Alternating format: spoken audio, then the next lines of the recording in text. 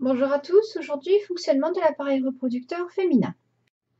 Donc les organes génitaux de la femme, ils sont souvent représentés avec l'appareil urinaire. Donc on va déjà commencer par l'appareil urinaire qui intrigue beaucoup d'entre vous. Donc les reins, alors vu le dessin ici on a l'impression qu'ils sont plutôt vers l'avant sous la peau du ventre. Non, ils sont plutôt collés dans le dos, sur les dernières côtes, vraiment dans le bas du dos. Le rein, son rôle, lui, c'est de filtrer le sang et d'enlever les saletés, de les mettre dans de l'eau. Ça va former donc de l'urine qui va être collectée par le bassinet. L'urine va couler par un long tuyau, l'ureter, et va être stockée dans la vessie. Et cette vessie, quand elle sera pleine, vous aurez envie d'aller aux toilettes et vous allez évacuer donc l'urine par l'urètre, le petit canal jaune qui est en bas et qui n'est pas légendé.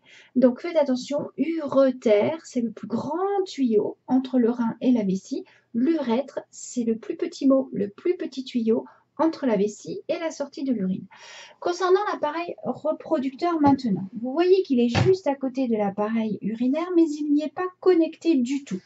Vous avez l'utérus qui est courbé, bien souvent vous le représentez comme une simple poche dans dans le ventre de la femme, mais en fait c'est une poche qui est courbée. C'est une poire à l'envers et elle s'appuie sur la vessie. C'est pour ça que les femmes enceintes ont tout le temps envie d'aller aux toilettes parce qu'en fait l'utérus est juste au-dessus de la vessie, il grossit, il appuie dessus puis elles ne peuvent pas se retenir longtemps. Donc l'utérus c'est une poche qui va accueillir l'embryon. Et vous avez connecté à cette poche par des trompes les ovaires qui sont les organes producteurs des gamètes féminins. Donc, dans le langage scientifique, un organe qui fabrique des gamètes, ça s'appelle une gonade. Et l'ovule, c'est le gamète. D'accord? Donc, la cellule reproductrice ou ovule, c'est un gamète. Donc, chez le garçon, le gamète sera le spermatozoïde. Et la gonade, c'est l'ovaire chez la femme. Et chez le garçon, ce sera le testicule. Donc, l'utérus communique par l'extérieur avec le vagin qui est représenté ici en coupe. Donc, le vagin servira à la copulation, c'est-à-dire l'accouplement. Le dépôt des spermatozoïdes se fera au fond du vagin. Le pénis ne rentre jamais dans l'utérus. Et ensuite, il servira ce vagin également à l'expulsion du bébé. Donc, il va y avoir le passage entre l'utérus et le vagin qui s'appelle le col de l'utérus qui va se dilater pour laisser passer une tête de 10 cm de diamètre. Donc, voici ici, vu de face, l'appareil reproducteur féminin. Vous avez donc en jaune les ovaires, c'est-à-dire les gonades producteurs de gamètes, les ovules. Vous avez le corps de l'utérus qui contient les vaisseaux sanguins qui vont se détruire et donner les règles quand il y aura besoin. La trompe utérine, qu'on appelle aussi oviducte, alors ça vient du latin, ovi pour ovule, ducter le chemin. Donc c'est le chemin emprunté par les ovules quand ils sortent de l'ovaire pour rejoindre l'utérus. Vous avez à l'intérieur donc de l'utérus, on en a parlé, l'endomètre, qu'on appelle aussi muqueuse utérine ou dentelle utérine. Ce sont l'ensemble des vaisseaux sanguins qui tapissent la paroi de l'utérus et qui vont nourrir l'embryon. On verra plus en détail après. Vous avez cette partie épaisse de l'utérus qui s'appelle le myomètre. En fait, l'utérus est un muscle creux. Pourquoi un muscle? Tout simplement, quand il va falloir expulser le bébé, il faut se contracter et le chasser du corps. Donc, il faut des muscles puissants. Et nous avons le fameux rétrécissement appelé le col de l'utérus. Et c'est ce col que les sages-femmes surveillent au moment de l'accouchement. Donc, elles introduisent leurs doigts dans le vagin pour vérifier la dilatation du col, c'est-à-dire l'écartement des deux parois du myomètre à cet endroit-là. Et elles vont dire s'il y a un passage pour 2 doigts, 3 doigts, 4 doigts, elles vont pouvoir passer leurs mains. Et si elles passent leurs mains, c'est que la tête du bébé peut passer et c'est le moment en fait où les contractions vont s'intensifier, où on dit que la femme pousse pour sortir le bébé. Il y a donc le vagin à la suite et une glaire cervicale. Alors, qu'est-ce que c'est qu'une glaire? Vous connaissez le terme de glaire quand vous êtes malade, on dit que vous avez des glaires, vous crachez des glaires.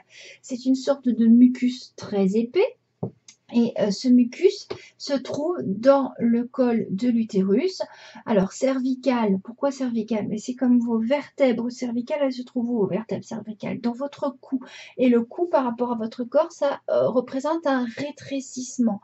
Donc ici, nous avons, au niveau de l'utérus, au niveau du col de l'utérus précisément, un rétrécissement du passage par rapport au corps de l'utérus qui est plus large. Donc, cette glaire se trouve dans un passage très peu élargie, on appelle donc ça une glaire cervicale. Et son rôle va être de boucher l'entrée pour empêcher les spermatozoïdes de passer, ainsi que les microbes, etc., quand ce n'est pas le moment. Donc voici l'organisation de l'utérus et du vagin chez la femme. Vous devez être capable de redessiner cet appareil. Alors vous allez me dire, comment dessiner un appareil reproducteur féminin? C'est compliqué. Bah oui et non. Regardez bien la tête que ça a. Ça a la tête d'un bouffon. Ouais, vous voyez, c'est les bouffons, ceux qui dansaient pour faire rire les rois. Donc, qu'est-ce que c'est? Eh bien, vous avez le chapeau du bouffon, son cou et ses grelots. Voilà. Bon, d'accord, c'est simple là. Mais il n'empêche que la forme, elle est à peu près comme ça.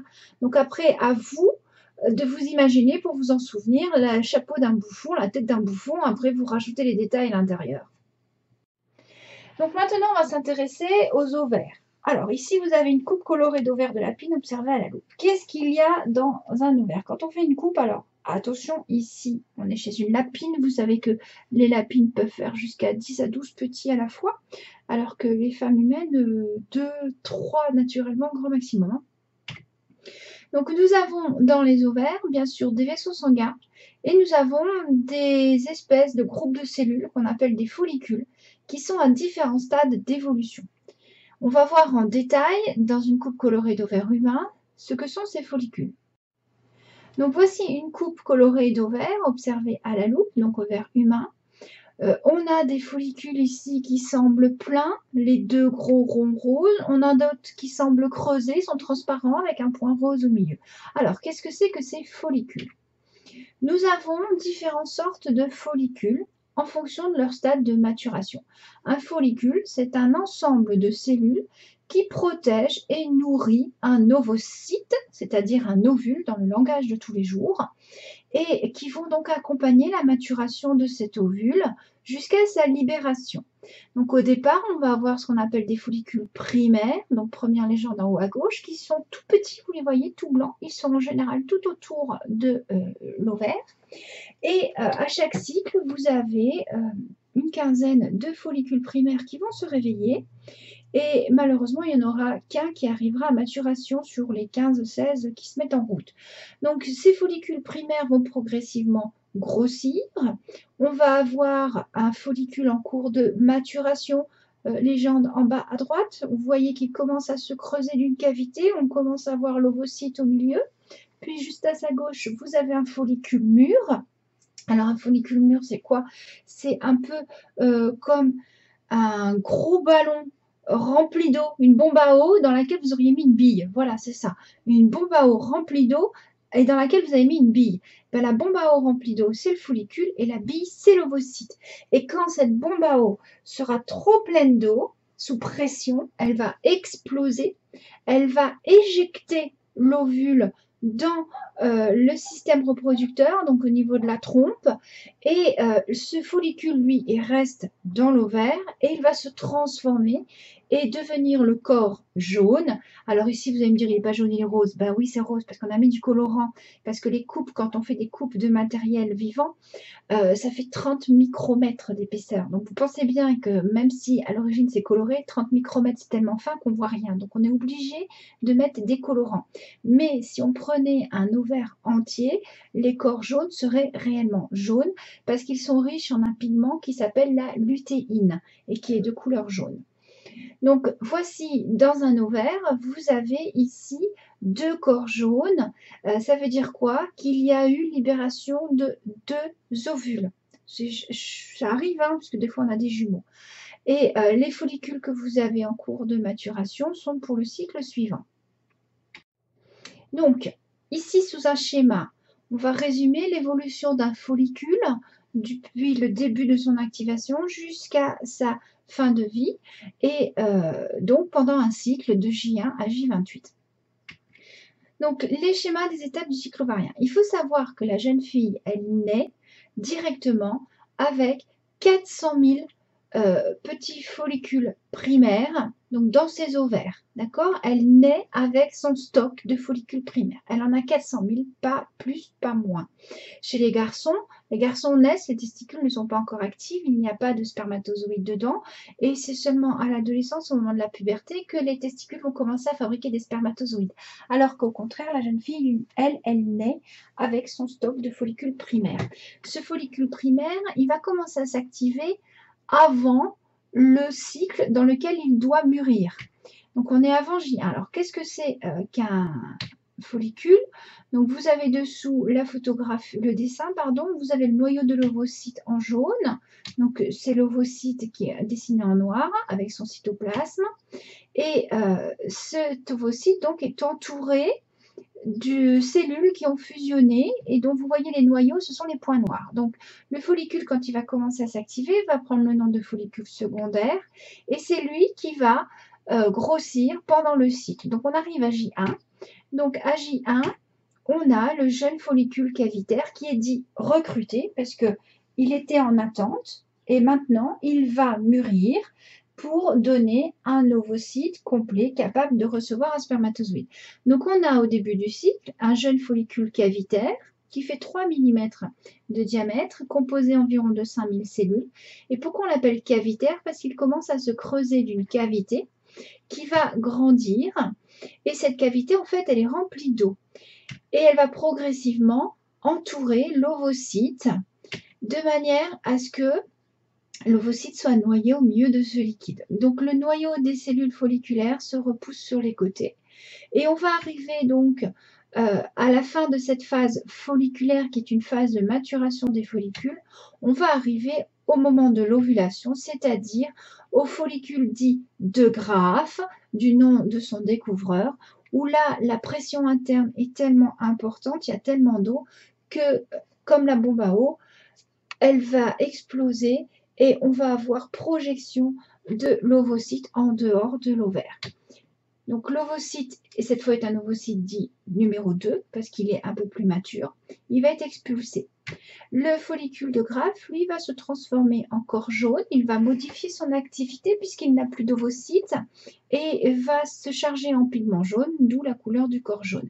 Et s'il n'y a pas fécondation, ce corps jaune va dégénérer à J28, il va régresser et à ce moment-là, on aura les règles qui vont apparaître. Donc on verra plus tard le lien entre l'ovaire et l'utérus, comment est-ce qu'ils arrivent à communiquer, comment est-ce que l'ovaire arrive à faire comprendre à l'utérus que son corps jaune s'est régressé et qu'il faut détruire la dentelle utérine pour provoquer les règles. On verra ça après. Donc, maintenant, observons des coupes transversales colorées d'utérus de Lapine. Une coupe transversale, c'est comme quand vous tranchez du pain. Vous faites une tranche de pain, d'accord? Donc, vous imaginez l'utérus, la poire à l'envers, et puis vous faites une tranche de poire pour avoir une rondelle de poire, avec au milieu le trognon. Et bien là, le milieu, c'est pas le trognon, c'est le trou blanc, c'est la cavité de l'utérus. Donc, à gauche, vous avez un utérus en début de cycle chez une lapine, et à droite, vous avez un utérus après ovulation. Donc vous voyez bien la différence entre le début et la fin du cycle. L'utérus a grossi. Pourquoi? Parce que l'endomètre qui est à l'intérieur s'est développé. Les vaisseaux sanguins ont poussé et ont formé entre eux des glandes dites exocrines qui vont libérer du glycogène pour nourrir l'éventuel embryon. Si il n'y a pas d'embryon qui s'est installé, ce petit nid douillet de vaisseaux sanguins, et s'il est douillé pour un fœtus, il est douillé pour des bactéries et des microbes, puisqu'il apporte de l'oxygène, de la nourriture. Donc, il va falloir détruire ce petit nid douillé. Et donc, du coup, le myomètre va se contracter. Ça va écraser les vaisseaux en décomposition et ils vont couler. Ils vont s'évacuer. Ce sont les règles. Voilà pourquoi les filles, vous avez mal pendant vos règles. C'est parce que votre myomètre se contracte pour évacuer les vaisseaux sanguins. Alors, donc, il y a un cycle de l'utérus, comme il y a un cycle de l'ovaire. Donc, je vous rappelle que dans l'utérus, vous avez au niveau de la paroi deux parties. L'endomètre, qu'on appelle la dentelle utérine ou muqueuse utérine, qui est constituée de vaisseaux sanguins, et le myomètre ou paroi musculaire. On va s'intéresser principalement à l'endomètre. Vous avez 5 phases successives qui caractérisent l'évolution de l'endomètre. Tout d'abord, l'épaisseur de l'endomètre à la fin du 4e jour, c'est-à-dire à la fin des règles, est quasi nulle, 0,3 à 0,5 mm. Puis, à la fin des menstruations, c'est-à-dire au bout de 4-5 jours, donc mesdemoiselles, si vos règles durent 7 à 8 jours, vous allez voir le médecin et il va falloir prendre une petite pilule pour régulariser tout ça, pour que vous soyez soulagés. Donc à partir de 4-5 jours, il va y avoir une régénération de l'endomètre avec reconstitution à partir des cul-de-sac glandulaires. Un cul-de-sac, c'est le fond du sac, hein, c'est ce qu'on voit à gauche, un petit fond de vaisseau. On a des vaisseaux sanguins qui se redéveloppent. À partir de 8 jours, on est proprement dit dans une phase de prolifération. Donc proliférer, ça veut dire quoi? Ça veut dire se multiplier très vite. Donc les vaisseaux sanguins prolifèrent. On a des tubes glandulaires, donc des tubes de glandes, c'est-à-dire de systèmes qui libèrent un mucus, un liquide épais.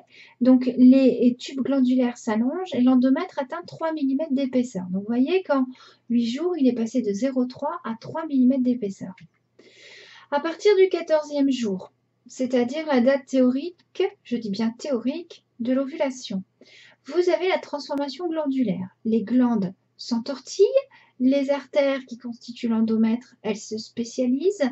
On a à ce moment-là un entortillement également, donc on dit qu'elles se spiralisent, elles se forment en spirale. Ce sont à ce moment-là des artères qui vont être spécialisées. Pourquoi? Parce qu'elles étant spiralées, elles augmentent la surface de contact avec le futur embryon pour apporter plein d'oxygène et de nutriments. Et donc, c'était la phase de transformation glandulaire. Et une fois que toutes les glandes sont transformées, du 21e au 28e jour, on est dans la phase sécrétoire, c'est-à-dire que les glandes vont sécréter du glycogène, elles vont libérer du glycogène. Alors le glycogène, c'est un sucre complexe, c'est le sucre qui est stocké dans vos muscles et qui permet aux muscles de se contracter. C'est la source énergétique de base de votre corps. Donc quand un embryon vient se fixer sur la muqueuse utérine, il faut rapidement le nourrir en attendant que le placenta s'installe. C'est pour ça qu'il y a des glandes qui libèrent ce sucre pour nourrir l'embryon. Donc l'utérus, il a un fonctionnement cyclique. Après les règles, les menstruations, en langage scientifique, jusqu'à 14 jours, c'est la phase prolifératrice où les vaisseaux sanguins se développent, puis la phase sécrétoire où les glandes sécrétrices de glycogène apparaissent et s'activent. Voici un autre schéma qui peut peut-être être plus parlant pour certains. Donc vous avez l'endomètre qui fait 5 mm maximum d'épaisseur et la partie myomètre, donc la partie du muscle où il y a les gros vaisseaux. Pendant les 4-5 premiers jours, ce sont les règles. Puis, nous avons la phase prolifératrice, où vous avez à la fois les artères et les veines, puisque je vous rappelle que si le sang arrive, il faut bien qu'il reparte, il ne va pas se stocker en permanence dans l'utérus. Donc, je vous rappelle que les artères sont en rouge et les veines sont en bleu. Vous avez ensuite la phase sécrétrice ou sécrétoire, qu'on appelle aussi la dentelle utérine, puisque vous avez les vaisseaux sanguins spiralés et les glandes en tube. Et tout ça, c'est creusé, ça ressemble à de la dentelle. Au niveau de l'utérus, il y a également la glaire cervicale, dont on a parlé tout à l'heure, qui bouche le passage du col de l'utérus, qui a également un cycle. Puisque son rôle est de boucher l'entrée de l'utérus, il ne faudrait pas qu'elle le bouche au moment où l'ovule est prêt à accueillir des spermatozoïdes.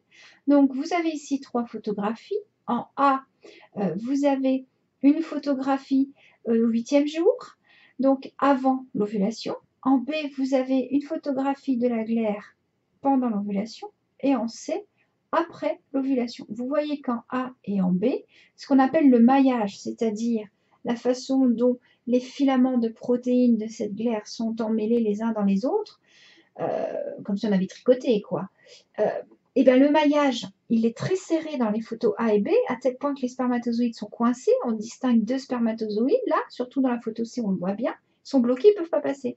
Alors que vous voyez, dans la photo B, il y a des gros trous, le maillage est lâche. Et à ce moment-là, les spermatozoïdes peuvent passer. Donc, la glaire cervicale, elle a un rôle de protection de l'utérus. On ne laisse passer les spermatozoïdes que quand c'est utile, quand l'ovule est prêt.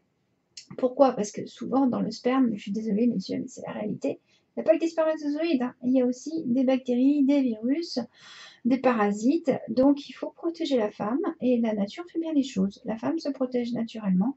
Alors, c'est pas 100% efficace, hein, parce qu'il y a des virus qui contaminent rien qu'en touchant la paroi du vagin. Il n'y a pas besoin de rentrer dans l'utérus pour être contaminé. Il suffit simplement de toucher les lèvres à l'extérieur ou le vagin et vous pouvez être contaminé par certains microbes. D'où l'utilité du préservatif. Donc, les taux plasmatiques des hormones, elles varient au cours du cycle. Je vous rappelle que sur un cycle, vous avez le développement du follicule. Or, ces follicules contiennent des cellules dites endocrines, c'est-à-dire qu'elles vont libérer des hormones à l'intérieur du corps. Et on a donc une observation d'hormones particulières. En rouge, les oestrogènes qui vont être libérés préférentiellement au début du cycle. Ils vont fortement augmenter.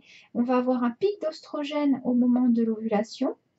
Et par contre, la progestérone ne sera fabriquée qu'en deuxième partie du cycle, une fois l'ovulation passée.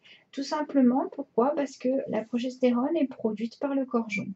En fait, les oestrogènes sont produits par les cellules folliculaires et une fois que le follicule se transforme, il va fabriquer une deuxième hormone, la progestérone.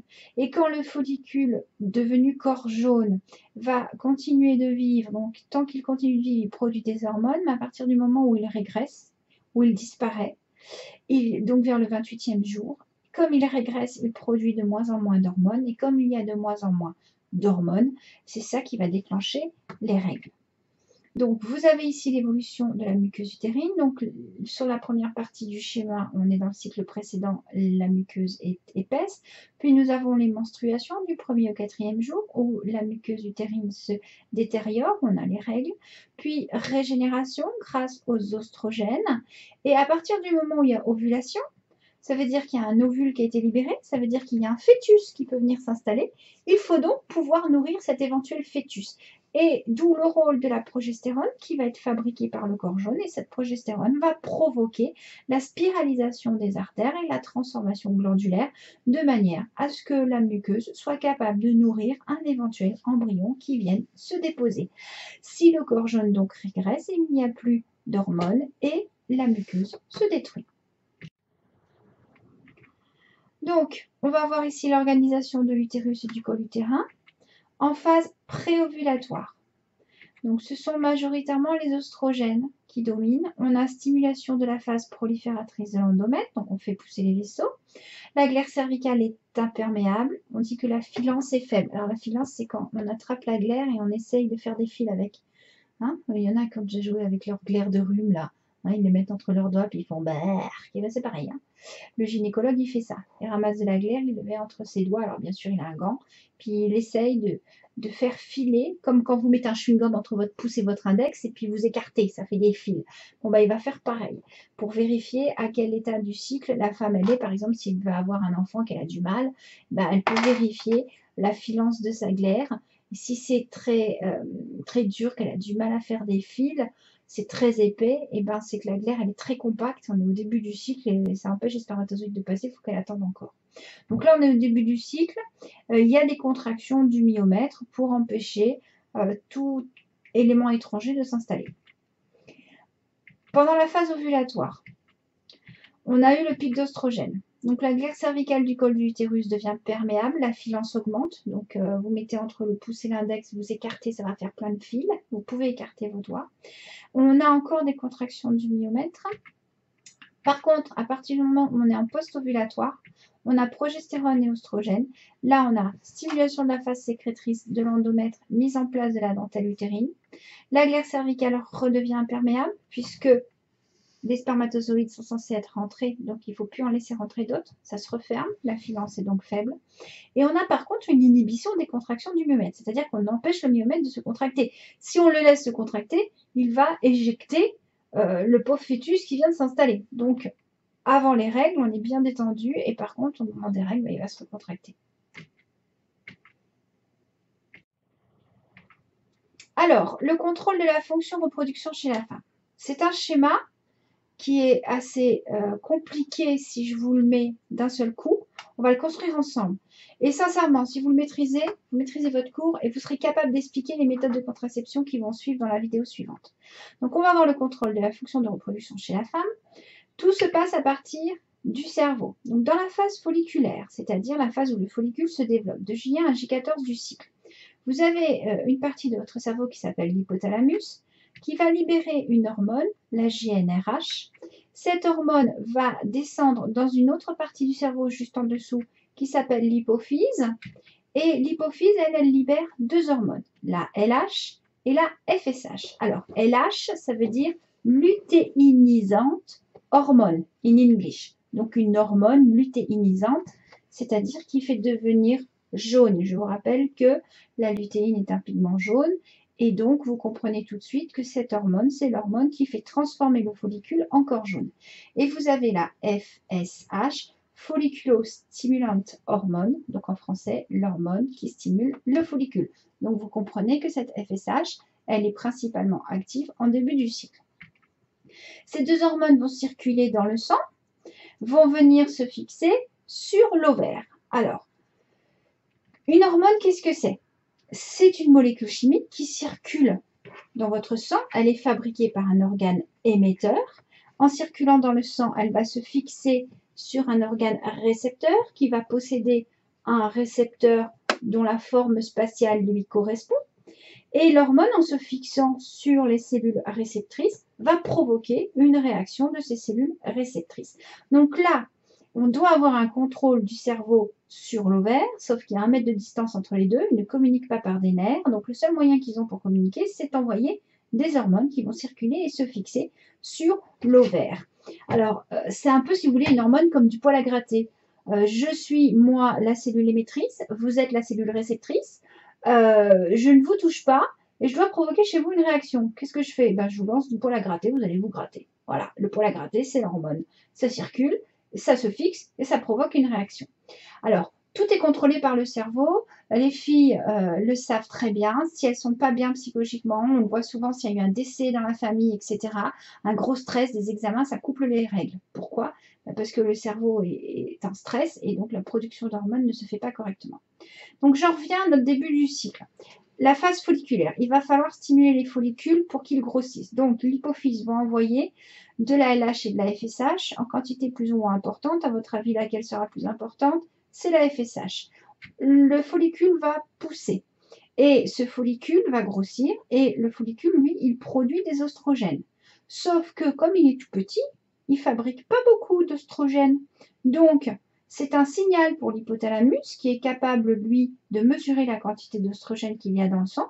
C'est un signal qui lui dit que, voilà, l'ovaire en bas, il n'a que des follicules en début de cycle, ils sont tout petits, ce n'est pas le moment d'activer le système, je ne vais pas provoquer une forte ovulation puisqu'ils sont tout petits, ils ne sont pas mûrs. Donc, c'est ce qu'on appelle un rétrocontrôle puisque vous avez le système réglant qui est l'hypothalamus-l'hypophyse.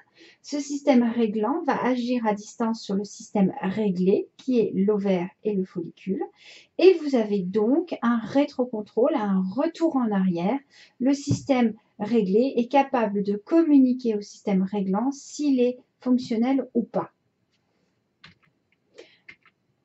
Donc ce système fonctionne en boucle de rétrocontrôle. Le follicule va progressivement grossir, ce qui veut dire qu'il va produire de plus en plus d'oestrogènes.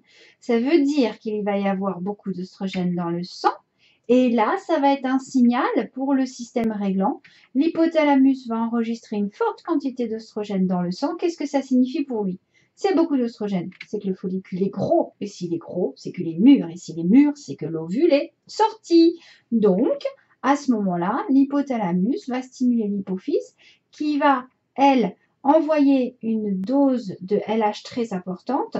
Et c'est cette dose de LH, en fait, qui fait provoquer l'ovulation. Donc, au fur et à mesure que le follicule grossit, le taux d'œstrogène augmente dans le sang. Ça indique à l'hypothalamus que le follicule mûrit, est proche de l'ovulation.